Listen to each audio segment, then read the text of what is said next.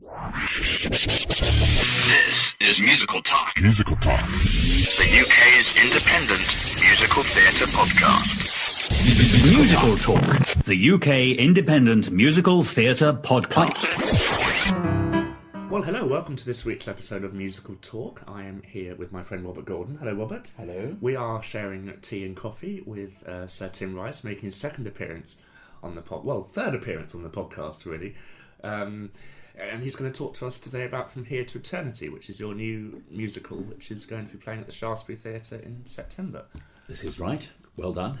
That's my job done, so... Yes. Well, Tim, I wonder if I could start by asking, I find it very interesting, the whole idea of the project, because I think it's a great film, the From Here to Eternity, a kind of iconic film with a number of iconic performers in it. But also, I think the novel, which I believe is rather different. I've just started reading the novel, actually, and find it quite fascinating, a much better novel than I assumed it would be. And I wonder if you could say a little bit about how it came about. How did you... I know that Stuart Brayson had initially worked on the idea and brought it to you. And if you could tell us a little bit about that and who the team is and how you've worked together with the rest of the team. Well, it's Stuart's idea, and it's important to stress that we are basing our show on the book, not on the movie. It was a very good movie. It came out 60 years ago. Iconic cast as well. Yeah, great cast. Very, very dramatic, won lots of Oscars. But because it was 1953, it couldn't really be quite as brutal or upfront or daring as the book. And the book, which I hadn't read when Stuart first came up with the idea, the book is, without doubt, one of the greatest books of the 20th century, one of the greatest American novels of the 20th century. And when you read the book, you realise that, and this isn't a criticism of the film, you realise that the film didn't really cover an awful lot of the book in some respects. Although it's going to be true to say that we can't do that either in 2.5 hours with a musical. But I think we can get into some areas which the film was unable to do so. And we found an awful lot of things in this brilliant book that I didn't know were there. And I was just going to say very quickly, in answer to your original question, because I've been rabbiting on, was that Stuart Brayson, who I've known for a long time, as a very fine writer. I first met him in the 80s when he was writing pop songs. And he had a career as a leader of a pop band, which did okay, nothing sensational, but I knew he was good. When he began writing musicals, and one or two of them he got on, up north where he comes from. He lives near Blackpool.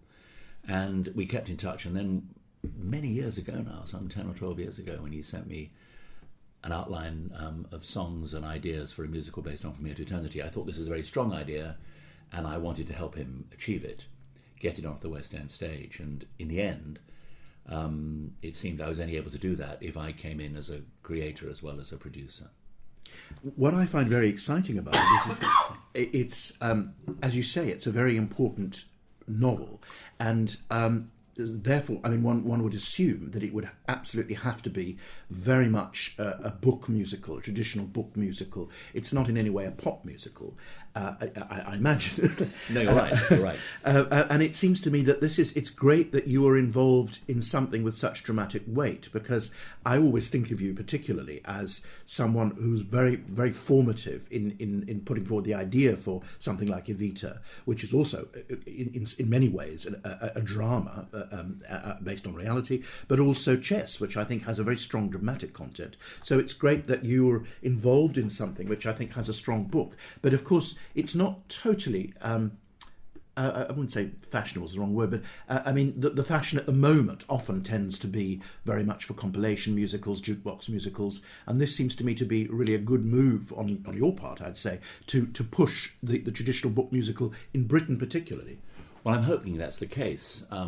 It will have a book. It has got a book. It's got a very good script written by Bill Oakes, who's a fine writer I've known for a long time, and he's got a background in musical theatre and film, working with Robert Stigwood. He was producer of the music for films like Saturday Night Fever and Grease, and he's written some television plays. This is the first time he's actually written a book for a major West End musical.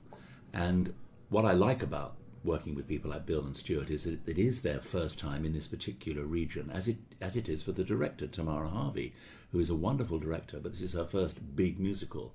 And it's very exciting for me as an old codger to work with three very talented people who I have 100% faith in, who are all kind of new to it.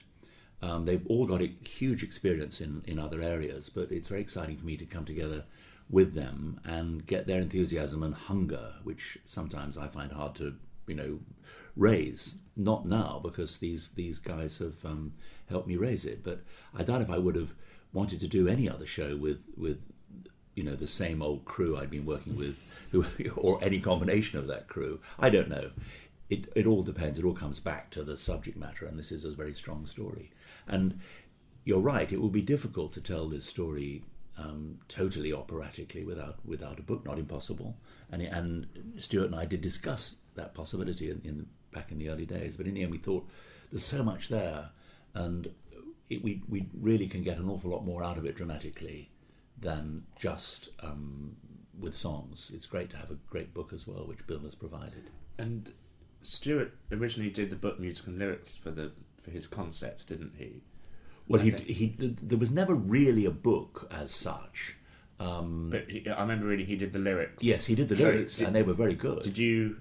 Well, what happened, roughly to simplify the story, when Stuart sent me a CD of his ideas for a musical based on From Here to Eternity, the first thing I said to him, oh, great, this could be good, because it's a good story, and story is key to everything. I said, have you got the rights? And he said, rights? And I said, oh. I said, well, we better get the rights. And we don't want the rights to the movie, we want the rights to the book, because the movie probably couldn't give us the rights to the movie, because they in turn got the rights from James Jones, the author's estate. Anyway, to cut a very long story short in this aspect, I eventually did get the rights. I got them from the James Jones estate in Los Angeles. It took me a couple of years, partly because it wasn't, to be brutally honest, it wasn't my number one priority at that time. I just said to Stuart, look, I'll see if I can get the rights. And in the meantime, I recorded some of the songs for demos with West End singers to get them away just from Stuart's voice, which is a very good voice, but I wanted to see how it would sound with ladies singing. You know how that goes. And I made some demos, and then I took the recordings round to various producers, and we did a couple of little workshops, but nobody was that interested until I came across Lee Menzies, who is a very distinguished producer, but he was the first one who said, well, there might be something here. And he said, well, we've got to get the book, we've got to get a director, we've got to get everything worked out, so it's more than just a collection of nice songs. And at this point, it was still Stuart's lyrics. And anyway, when Bill and Tamara came on board, they restructured it with help from me and Stuart. We reconstructed the plot, the structure of the whole story. And of course, this meant that a lot of Stuart's songs, as they were, didn't really fit, because there were new scenes, there were scenes which needed to be radically rethought. But you can keep tunes, which is also... We could certainly keep the tunes.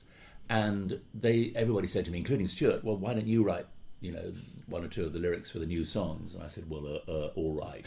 And originally it was going to be additional lyrics by me. We're talking 4 or 5 years ago. Anyway, I did write about 3 or 4 brand new songs with Stuart, and I also rewrote 1 or 2 of the ones that didn't fit. And then everybody said, well, why don't you do all the lyrics, change them all, because some of the lyrics that Stuart had written, which were very good, weren't quite in the same theatrical guise that mine were. And it seemed to make more sense and give the thing better continuity, a better feel, a better, whatever the word is, sort of one milieu. Milieu, maybe. I'm not sure what the word is. Did it remind you in a way? Let's not waste too much time wondering what the word is. Did it remind you in a way of what you did with Anna Menken when you Yes. sort of asked to? Well, of course, the problem take over someone's voice. In yes, in a way, except I was kind of, in this case, cruelly booting out Stuart's lyrical voice to a certain extent. Whereas with the late great Howard Ashman, obviously some of his stuff was so theatrically brilliant that one just had to try and fill in the gaps and match it. Anyway, I failed to cut a long story short, but it ended up with the lyrics being, in effect, about 90% mine. There's a few titles of Stuart's I've kept, and the odd line here and there, but it's true to say that in terms of what we each contributed, that it's now in effect lyrics by me and music by Stuart. But it's collaborative, isn't it? Yeah. What I find very interesting about your own career is that it seems to me that when you started, you were very much the initiator of the book idea, and the lyrics drove the book, especially in those more operatically structured pieces, right up to Evita, at least up to Evita, and so that was a different kind of work, and that was a different kind of project for you, where you were, the dramaturgical idea was very much yours, and now you're having to work in the old sort of traditional American way of actually there's the book, there's the music, there's the lyrics, and you're having to find voices for the characters in a different kind of way and fit it to the dramatic context. And the way you've described it very clearly, that when you change the approach to the book, obviously all the lyrics the songs will change. I wonder have you found that an interesting challenge, or is it different from the way in which you've often worked in the past? I suppose it is different. When you go down to writing an actual song or a scene, it's the same old story. Can I find a rhyme? Can I say something in a way that hasn't been said too often before? Wordplay and things. Yeah, that hasn't changed. But you're right. It's a different approach, and actually, it's for me a very refreshing one. And it's good to work, as I said before, with a young team, a new team, and giving me a fresh approach to the way I write. It's not it's very unlike some of the shows I've done, like Lion King or Joseph, which are aimed at children, but they're sort of fun, light-hearted shows, which I love doing, and maybe one day I'll do another one. But this is very much a grown-up show, and it's got a book.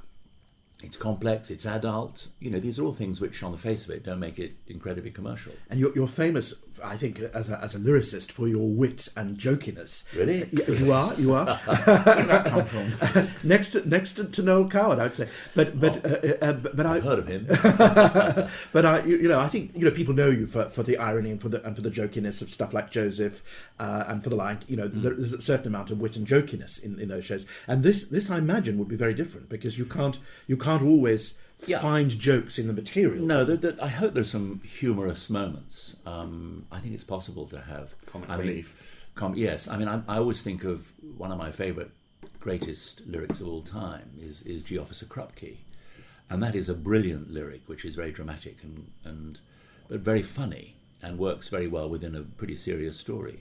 And whilst commenting on the social, while making a very good point, both in the plot and in the whole society that the story was told in. And I'm hopeful that one or two of the songs in From Here to Eternity will I'm not for one moment say they'll be as good as G Officer Krupke, but I hope that they'll have a bit of that, the GIs saying, "What are we doing here? Why are we here? We're here for 30 years. Are we mad?" There's a lot of possibility there, which we've already been working on, and I hope that will come over. So there will be, I hope, some wit for those who like that sort of thing. Do you think there'll be comparisons between From Here to Eternity and South Pacific? Well, there might be. It didn't, stupidly, it should have done. It didn't cross my mind but, until, I suppose, I was 3 years in with Stuart, that this is not the first musical written about GIs in the Pacific. But there again, most musicals you could find some parallel. Lion King is not the first musical to feature felines. Based on Hamlet. Based on Hamlet, yes. So there's always something, but that's fine. But what I find particularly interesting about this is that the novel, as far as I've got, seems to be very seriously about relationships in the military. Yeah. So in a way, South Pacific has that as a background, but to some extent that there are other issues in South Pacific which go beyond the military life. Here you're dealing with military life, and even in the film, that there are so many images of people, soldiers marching, soldiers on parade, the discipline, and the relationships among the soldiers. Did you find was that a particular chapter? Because I don't know any musical that really deals on that degree of depth and detail with the relationships within a military kind of environment, including for example, the wife. I mean, she's a military wife, isn't she? Really. Yeah. So it's all very much set in that. Yes, every. I mean, it's in its heart. It's about two love affairs against this backdrop of impending war and a very enclosed society, which makes relationships between the men, as you've pointed out, very crucial. And it's about relationships between guy and guy, not necessarily sexual, although there's a bit of that as well. But also it's about these two love affairs, both of which are kind of forbidden love affairs. One of them involves the sergeant having an affair with his superior's wife, which obviously would lead him into serious trouble if he was caught, and indeed her. And the other is between a loner private, a loner GI, who's really rebelling against almost everything, and a hooker in the club, and she should not be getting involved with her clients. And she's really quite a respectable girl at heart, and she wants to get back to Oregon. She's making a stack of money, enough to choke a steer, as she says at one point. And like many girls in the war, or just before the war, they came over from Oregon and California, and they went over to Hawaii, and they worked in clubs as, frankly, hookers. But as far as their families back home were concerned, they were working in, they were PAs or secretaries to distinguished businessmen in the sugar business in Hawaii, and they would do this for a couple of years, and then come back with a load of money and be very respectable and marry the right person.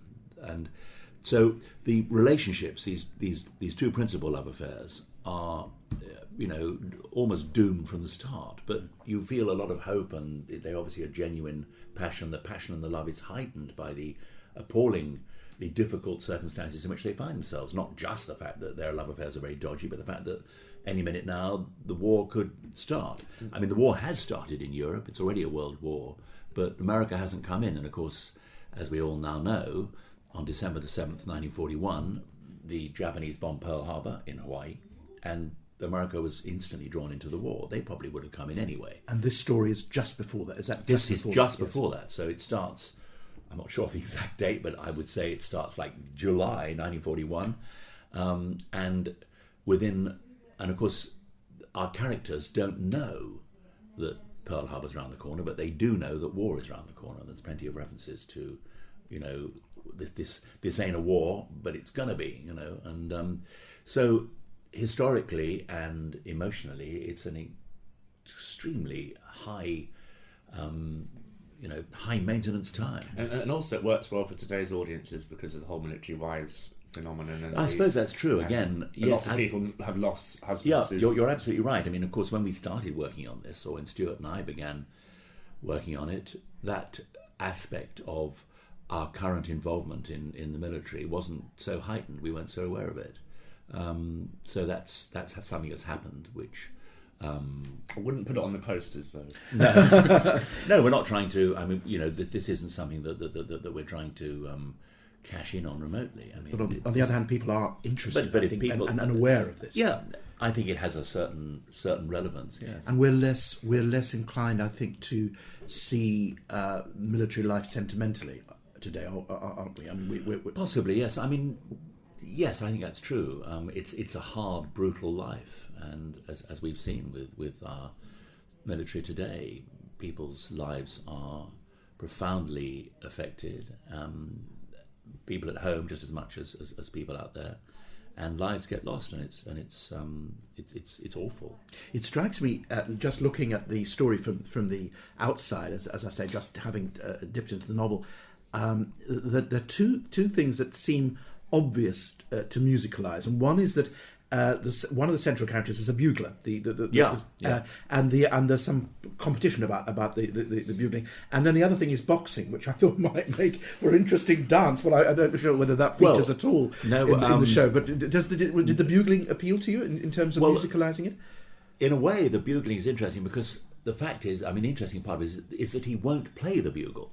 One of the problems Pruitt, who is the loner, if you like, the James Deany type GI, is that he won't box. He's a brilliant boxer and he's a brilliant bugler, and he won't box because he had when he was with a previous company in a different part of the US Army, he blinded somebody accidentally, and now he won't box, and he's been transferred to this new company, and the commander of the company is very excited about his arrival because he's such a good boxer, and he says, great, now Pruitt, you're going to box for us and we're going to win the championship. He seems more concerned about winning the boxing championship between the different regiments than he is about the war. And he is also the husband of the lady who becomes involved with one of the sergeants. And the sergeant has a relationship with Pruitt, not sexual, but they become very much involved, their lives become intertwined. And Pruitt won't box, and this gets Pruitt into severe trouble, and he's very badly treated by his own commander and his own superiors, hoping to break him, hoping to make him box. Neither will he play the bugle. He was a brilliant bugler, but he says, for personal reasons, I'm just not doing that, because, and the reason is we find that he was passed over by his previous commander because there's an implication that the man who was given the bugling honours was in some sort of relationship with his commander. So he's got a lot of issues. He comes to this new regiment frankly pissed off with almost every aspect of his life. And he came into the army because he was pissed off with his life in the first place. So he's got a few problems. But I presume you can then have that wonderful moment when he does either box or start playing. Well, you'll have to wait and see. There is certainly that is something that you think, is he ever going to play the bugle? There's nothing more boring than having someone have a talent at the beginning of a show. You want it to lead up to that moment dramatically. Well, you're absolutely right, but I wouldn't dream of giving away too much. But you can always read the book. I wonder. I mean, some people listening to this might wonder why it had been thought to make a musical of it, because it sounds like it is a wonderfully dramatic story. And I'm not saying that musicals shouldn't be dramatic. Of course, they always have been. And, go back to West Side Story and beyond. But did you find it? I mean, did you and the team find it easy to find places for songs, or? Yeah, I think we did. I mean, I've always maintained that musicals... far too long. I maintain they're far too long, yes. That's another point. I mean, musicals, opera, most of the great ones, are based on something that's been in existence in another form. My Fair Lady, West Side Story. Lion King. I mean, all these things are basically a retelling in a new way, and music brings a power and an interest and an emotion. I'm only talking about the music here, not the lyrics, which other forms can't bring. Doesn't mean to say it will be better. Doesn't mean to say that My Fair Lady is better than Pygmalion the play. They're both brilliant, but they're different, and My Fair Lady adds things to the play, which, and maybe takes some things away. The ending. Yes, like the ending. Stop ruining my argument. But basically, I mean, the story of Eva Peron, everybody said, well, why would you do that as a musical? Well, I think with the story of Evita, it's actually because she was, in a way, a theatrical being herself, who happened to be playing it up primarily on the political stage. I think a musical was almost the best way to tell the story of Eva Peron. And look at Les Mis, as a wonderful book by Victor Hugo. No one's saying that Les Miserables has replaced Hugo's book, but it's brought a lot of people to the book. It's told the story in a way that a lot of people, get things out of it that they might not have done. Roald Dahl's having a huge yeah, absolutely, Roald Dahl. I mean, it comes back to the thing I always bang on about, is that it's a great story, and there's a lot in this story which I think we can bring out. It's there. I mean, James Jones is the key genius of this project, and I can only say that his daughter Kaylee, who is a novelist in her own right, very nice lady, she's been very supportive of the project once she heard it, and she's told us on more than one occasion when we did some workshops, my father would have really been happy with this, and that's the best compliment we can get. I mean, she might be wrong, but I don't think she is. Well, yes. And we have shown enormous, I hope, respect for the brilliant book that James Jones wrote, and if we bring James Jones's work to a few more people, and if we bring out things that people might not have got in it before out of the story. And if we do, I mean, just as the writers of Les Mis did that for Victor Hugo, I mean, that's great.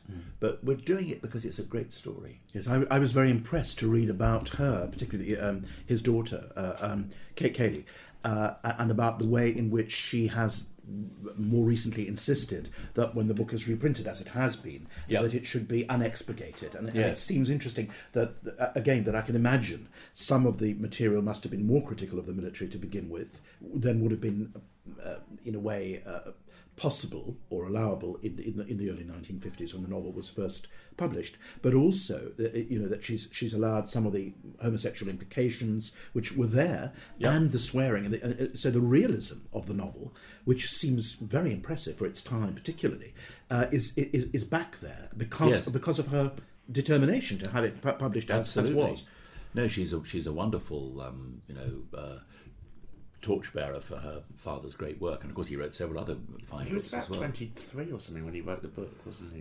Very young. Should know this. I don't think he was that young. No, he can't have been that young because he was in Hawaii in the war, so he probably would have been 23 in 1941.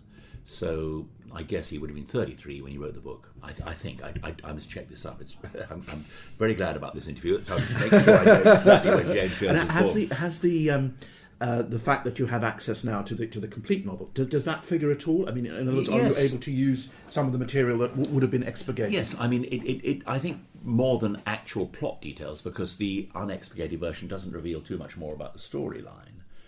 But I think it tells you a bit more about some of the characters, and we feel we're able to be more, truthful and blunt, really, at times. I mean, I don't want this to be like Book of Mormon, where every other word is rude. It's not, but it's a grown-up show, it's and honest. I hope so, and it tries to, apart from telling a great story, and apart from, dealing with too important or too passionate love affairs, I hope it also illustrates a bit, as much as you can in musical theatre, what it was like being in the army. I mean, we won't have a lot of glossy sets. We'll have some great sets. But sets, listeners. But there's the, I mean, from a theatrical point of view, one of the things that also appeals to me about this story is that we've got contrast of the stark barracks and the rather landscape. Glamour of Hawaii, including the slightly tacky glamour, but it's still glamour of the club. The brothels and the bars. So there's a lot of variety there, and just as the men escape on Friday nights into the flesh pots of Honolulu, so the show will at times escape from the bareness and the brutality of the barracks into the glamour and the excitement of nightlife in downtown Honolulu. It does sound fascinating. Say that again. Well, I'm certainly interested, and I mean, just thinking about this and reading about the musical had encouraged me to go back to the book, and I'm finding it fascinating. It's a great book. It's a long book. I mean, yes. It's 900 odd pages, depending on which version you buy. But I was amazed how good the book was. That sounds a bit patronising, but I'd seen the film, and when Stuart came to me, obviously I knew the story because of the film. And I re-looked at the film and said, yeah, this is a great story. I mean, even I was too young to remember the film when it came out. But it's so often shown on TV. Yes. And, I always say to people, our show is not based on the film. The film is based on the book. We're based on the book. However, if you want to have a quick grasp of the storyline, the basic plot, have a look at the movie. I wonder if we can shift our discussion just a little bit to something that really has fascinated me about your own career, but I think it relates to this project as well, which is you've been someone who's been, let's say, adventurous. You may have other words for it, in terms of the way that you've worked with different people. I mean, you have worked, obviously, a number of times with Andrew Lloyd Webber, but you've also worked with Elton John a few times, you've worked with Alan Menken a few times, and doubtless there may be others. But actually, you have worked with the ABBA boys, but you have worked with a large number of composers, and that's not typical. I mean, I think perhaps most of the Broadway, traditional Broadway composers have always worked as teams, And I wonder if that's something that you've really enjoyed. And now you're working with a completely new team, Yeah. it seems to me. And it does seem to me that is an adventurous thing for a lyricist to do, because you could get lost. One could feel, well, I'm a bit lost. I'm the lyricist, and they're controlling me. How do you feel about that? Do you feel that you've got to the stage where you demand the rights of the auteur, or are you happy to adapt to other people's vision? How does it work for you? Well, I'm quite happy to adapt to people. I mean, I regard Stuart, as far as the writing is concerned, it's a 50-50 split. I don't think there's any reason why I should get more, or because, I've got a track record.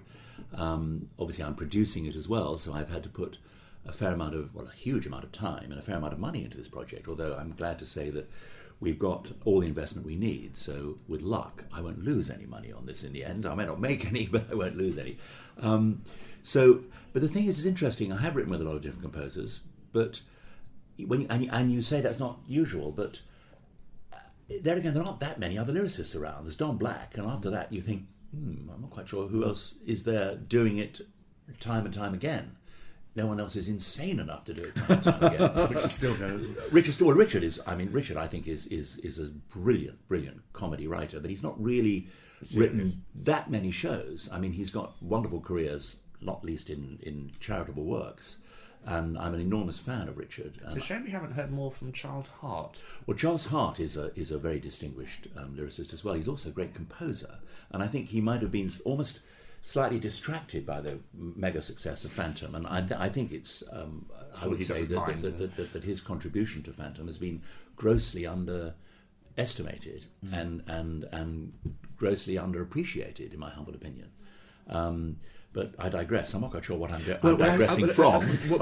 Yes. I mean, initially, I would have, if you'd asked me this question, or if somebody had said in 1978, what's going to happen with your career, I would say, well, Andrew and I will carry on writing until the public tell us to get stuffed. But then, of course, he wanted to do Cats, and that didn't need any lyrics, and then I think he wanted to do Starlight, which wasn't something that particularly interested me. And by then I was working, I thought, well, while he's doing Cats, I better do something else. I don't know why I thought that, but I did. And I worked on I wanted to do this children's show, Blondel, which didn't really work, although it is actually being reworked at the moment. I don't know whether it will ever achieve anything. And then I got this idea for Chess, which Andrew wasn't that interested in. And I took it to Bjorn and Benny because I heard by chance they were looking to move into theatre. And then once that had happened, even though Chess wasn't initially a mega success like Phantom, and Andrew then, of course, went into the stratosphere with Cats and Phantom, it was kind of over for us. And I thought, well, that's a pity. We discussed at various points coming back together, but there was nothing really that worked. And I thought, I'm going to get sucked into some sort of machine here. And with Phantom, I mean, Andrew approached me about Phantom, but then it was clear he only wanted me to do some lyrics, and I thought no.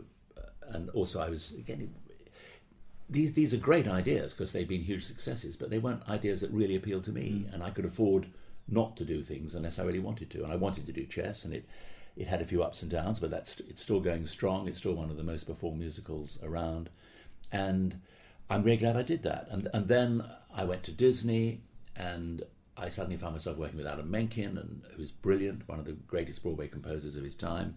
Elton John, who's one of the greatest pop music. And suddenly I found I was involved in the biggest animated film ever. I was involved in one of the biggest Broadway shows ever. I thought, actually, it's gone rather well. do you find it rather... I mean, it sounds way probably gone better than it would have done with me and Andrew sticking together. It's rather stimulating for you. Yes. You work with people with a different musical attitude. No, and working with Elton, of course, was different because he liked the words first. Yeah. And working in movies was different. I mean, I was very fortunate to get into movie musicals. All right, they were animated, but they were good. And I think... And they've subsequently become stage. Yes, I didn't expect that. So I've been very lucky. It's turned out, working with different composers, I think in retrospect, if Andrew and I had stuck together, I don't think we would have, either of us, done quite as well as we have separately. I mean, I may be wrong, but I don't think I could have done much better. Well, it's difficult not to get into a formula when you are a partnership like that. And I'm not sure that, I think our tastes in musical theatre, Andrew was probably more traditional than me, which is fine, because that works. I mean, Phantom could not have been, that's a huge success. But I think going down the road I've had the great fun of working with indisputably brilliant composers like Bjorn and Benny and Alan and Elton. And I was, if I were ever to brag about something, which of course is totally alien to my nature, I would say that the thing that satisfied me most was, and winning prizes is doesn't mean too much, but the fact that I won 3 Oscars with 3 different composers is something that I'm quite proud of, because I think, well, what do these Oscar wins have in common? And I think, might be me. Well, it's a discipline, isn't it? Because the lyricist has to be very disciplined among all the people working on a musical, isn't it? The lyricist who, and almost writing the lyrics is the most. It's the aspect which requires the most discipline. Well, it requires the most time, that's for sure. You can have a tune, but you still want to do 5 sets of lyrics to it. You precisely, and sometimes, quite rightly, not a criticism, in a show like Evita, you're not only writing 6 verses or 6 stanzas of Don't Cry For Me Argentina, you're writing 6 to Oh What a Circus, which is in essence the same tune, and Santa Evita. It's quite right that in an opera, themes should come back musically, and they're vitally important, and on their own the lyrics would do nothing. But it takes a long time to write. And then you get stuck into a wonderful rhyme pattern. You think, oh shit, I've got to do it again 6 times. One good thing about working with Elton is that if I don't like the rhyme pattern, because there's no tune at that point, I can change the rhyme pattern. And I say, do I really need a quadruple rhyme?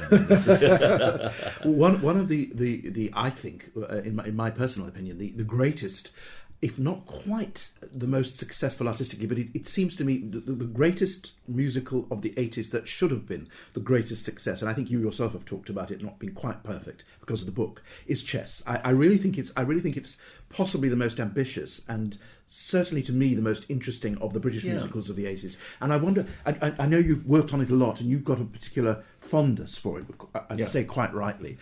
Is there, I've heard you say, I think it was after or just before the concert version at the Royal Albert Hall, which was a great success in itself.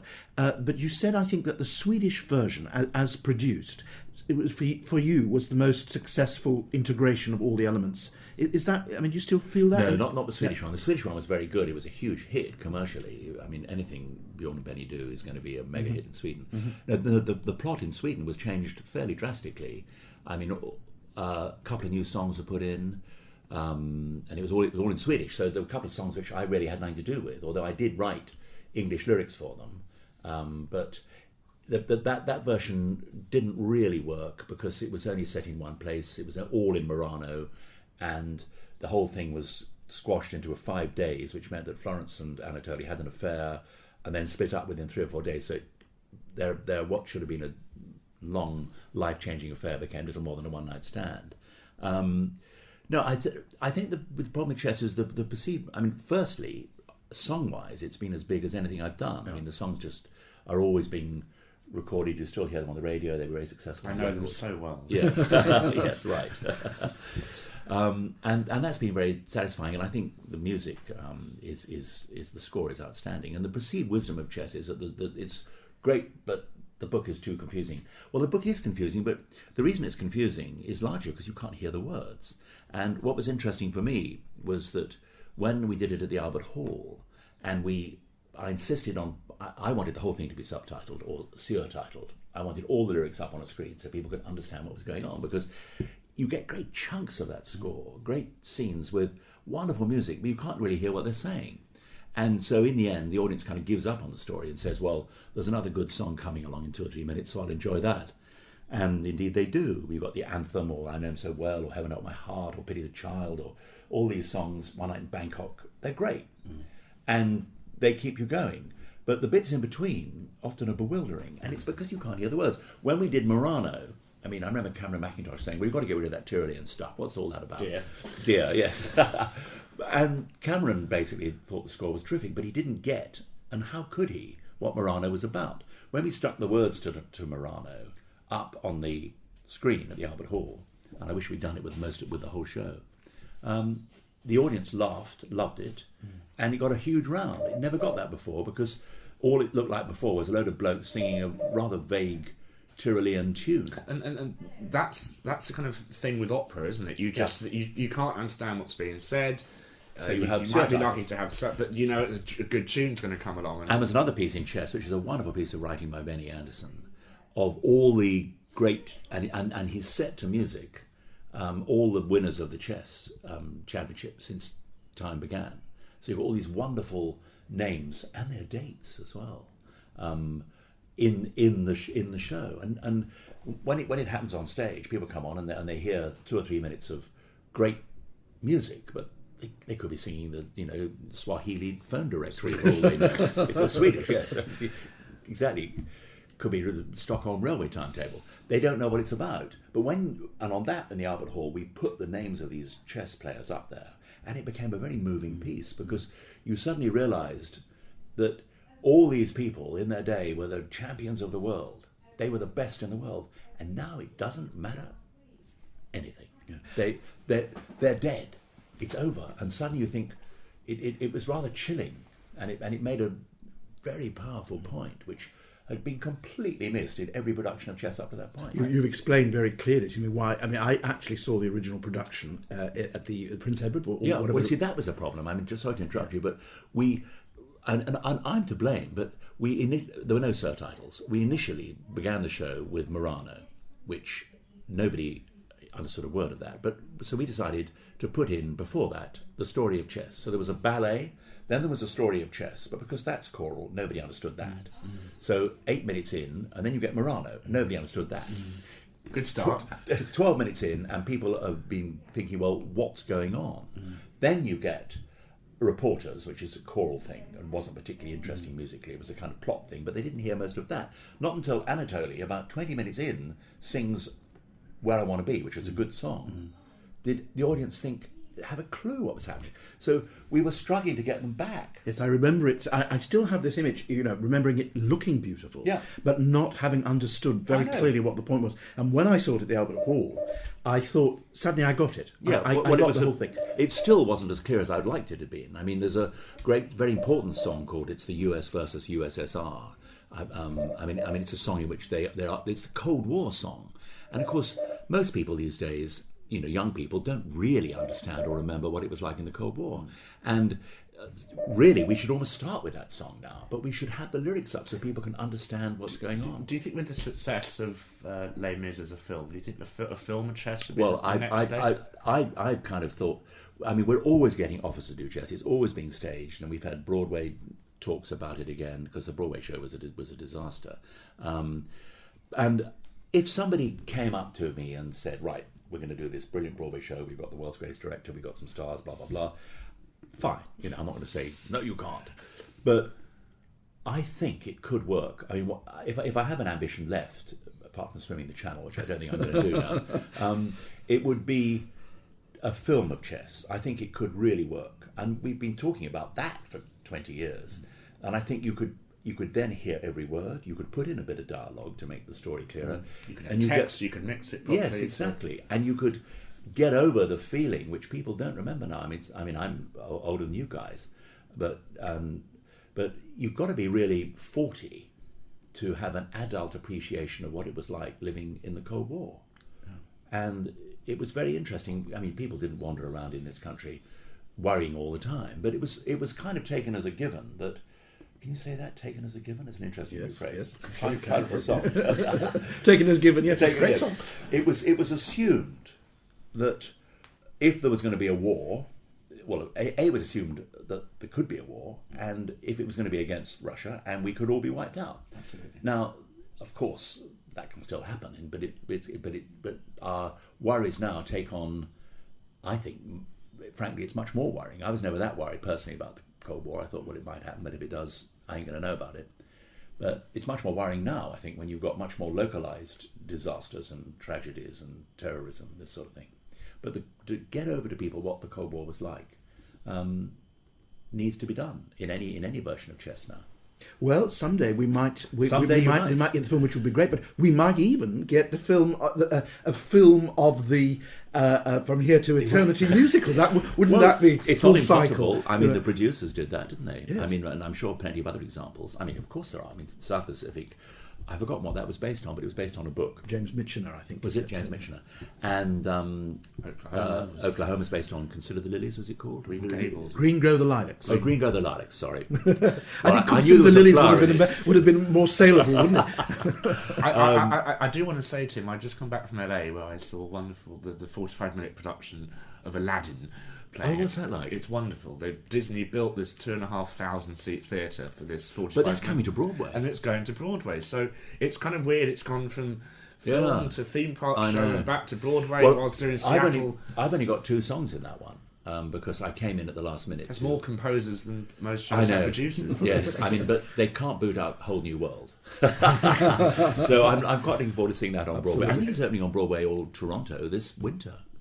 2014, it's going to the Lump Fontaine. Is it really? I think Gosh, so. you know more than me. And it's amazing in California, and during A Whole New World, the carpet does fly over the whole auditorium, and these kids' faces are just... Oh, fantastic. Godsmacked. I've got a photo which I'll show you. But Tim, thank you very much for talking to us. No, my pleasure. Thank you for your interest in the new stuff as well as the old stuff.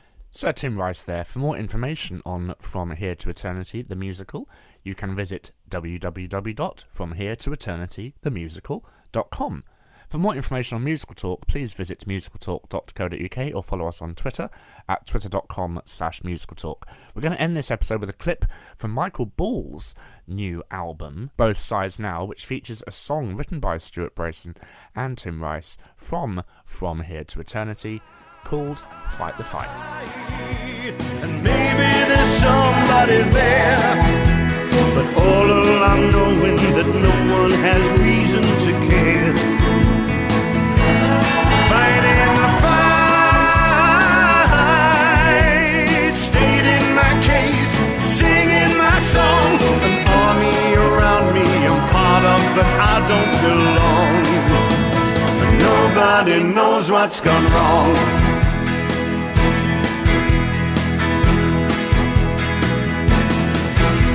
A man's on his own, whatever illusion applies. Man's on his own till he dies. A man's on his own, whatever illusion applies. Man's on his own till he dies. This episode was presented and edited by Nick Hutson with Robert Gordon. Copyright Musical Talk 2013.